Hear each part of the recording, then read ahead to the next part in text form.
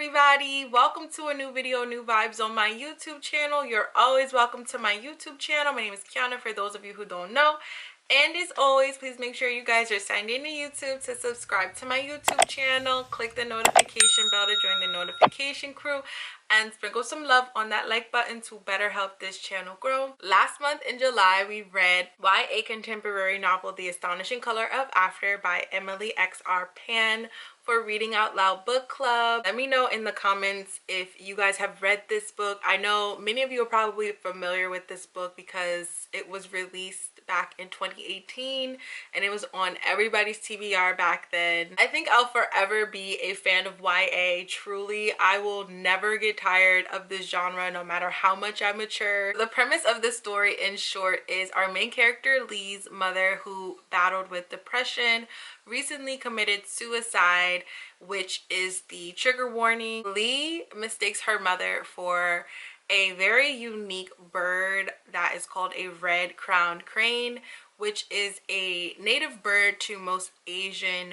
regions. Lee travels to Taiwan to reconnect with her grandparents and relatives, and the main character explores around this country and learns about the customs and the culture and language, all while she is chasing this bird or being hunted by this bird that she believes is her mother communicating with her. In Taiwan, the main character learns more about her mother's relationship with her father and her relatives, and she also learns some Mandarin while she's there. I thought that this would be a good book for us to read because it's a book that connects with its readers on an emotional level. So if you're one of those people who are really into heartfelt stories, this is the perfect book for you. It is definitely a heartstring puller. From start to finish, this book really had me in its grips, and I was truly taken by surprise by this book. For starters, the main character was surprisingly relatable. She's a 15-year-old American-born, half white and half Taiwanese girl. Lee is artistically inclined in the sense that she's really into color theory, and I love that about her. I also relate to her in that way as well because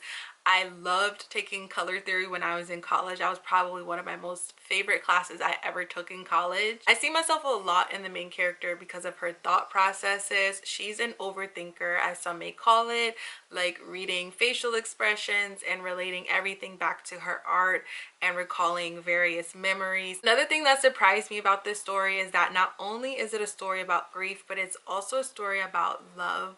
And I find that to be really heartwarming for a story that is also meant to be very somber. We watch her grieve and try to make sense of what she witnessed and is now experiencing with her mother being gone, and her pushing her longtime crush slash best friend away to find other ways to cope. Since Lee is only 15, it does make it a little bit more difficult for her to process what's happened, and we really see her mostly in the early stage of grief throughout the entire book. It's really personal and intimate. I think it's a really good take on coping with grief, and I love how the main character still allows for her artistic ability to thrive in the midst of everything that's happening around her. You read about the main character being half Taiwanese and half white, and how both of those worlds sort of intermingle with each other, and that is how she is able to create or form a sense of her own identity. She's reminiscent of the memories that she has of her mother,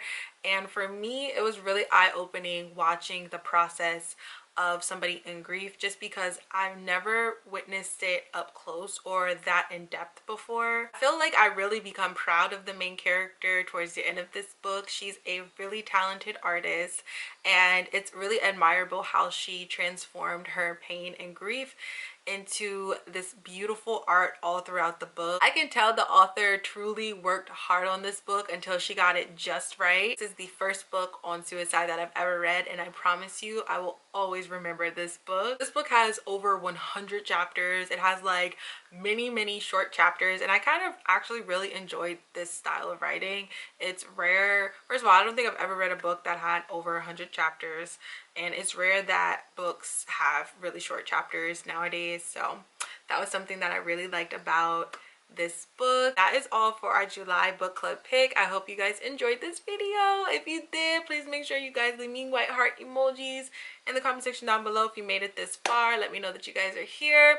Also, let me know if you guys have read this book before, or if you're planning on reading it, and let me know what your thoughts are on this book. I love you guys so much, and I will see you guys in our next book club video right here.